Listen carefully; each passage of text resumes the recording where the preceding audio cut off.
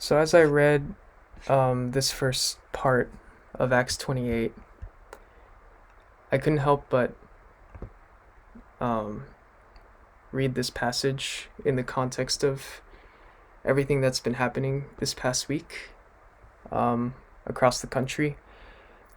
And there's been a lot of things that have been weighing us down and firing a lot of us up. And as I looked for as I looked in this passage for something to take away in this context, verses 3 through 6 stuck out to me, so I'll read a bit of that. Paul had gathered a bundle of brushwood and was putting it on the fire when a viper fastened itself on his hand. He, however, shook off the creature and suffered no harm. They were expecting him to swell up or drop dead.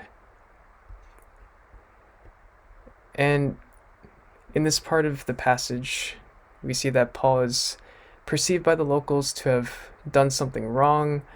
They had heard that he was in prison, so they figure that this is a punishment in the form of a viper, and that this man must be a murderer, and thus justice is being served. And all of this being done in the context of Paul living out his faithful life dedicated to God. And despite all of this, despite being perceived in the wrong way, and despite this viper attack, we don't see Paul responding to this specific incident in pain. We don't see him questioning God. It doesn't say that Paul cursed or complained. It just says that he simply shakes off the creature into the fire and suffers no harm.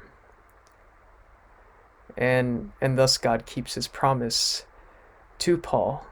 And we also see that Paul faced many, many trials, and this just being one of them. But Paul faced many trials despite faithfully serving God.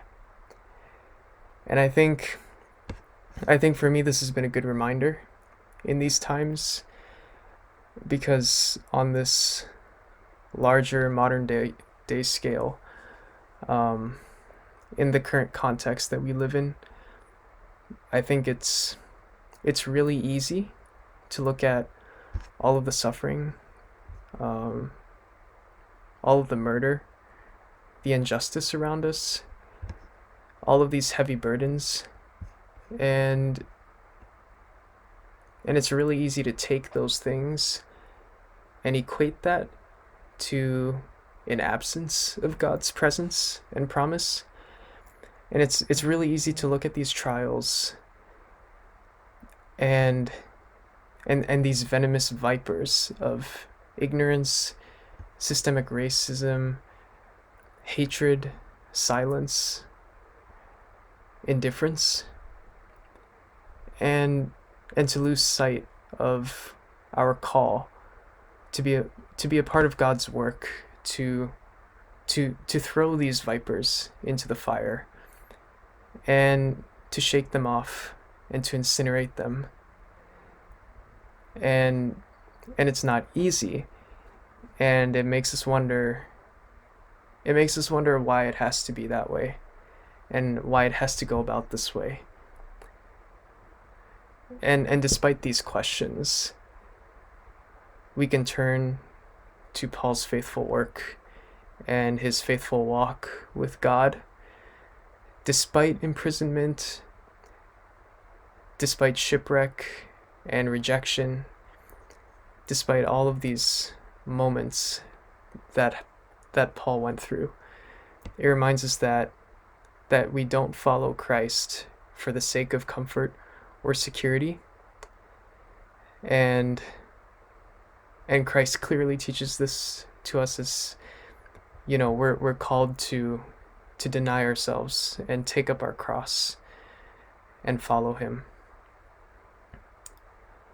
And in this context, as our society now strives to restore so much of what is fractured,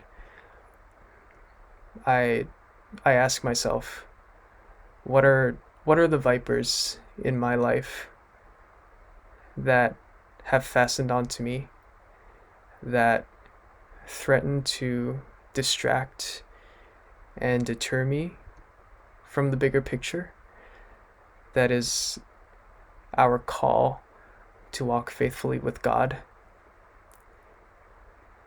And as I think about this, I pray that God strengthens us to trust in Him and to shake these moments into the fire, and to walk forward in God's promise of healing.